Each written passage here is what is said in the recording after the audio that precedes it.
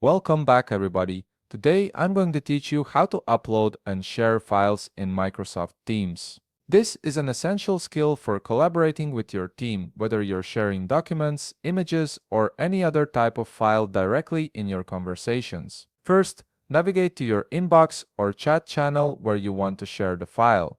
This could be a direct message with a colleague or a team channel where multiple people can access the file. Once you're in the right conversation, look at the text field at the bottom of your screen where you normally type your messages. Now, click on the link icon located within the text field. This icon is your gateway to attaching files, and it opens up the options you need to share content with your team. When you click it, you'll see a couple of different choices appear. You'll notice two main options here: attach cloud files and upload from this device. The first option lets you attach files that are already stored in your cloud storage like OneDrive or SharePoint, while the second option allows you to upload files directly from your computer. For this example, we're going to choose Upload from this device. After clicking Upload from this device, your computer's file browser will open up. This is where you can navigate through your folders to find the specific file you want to share.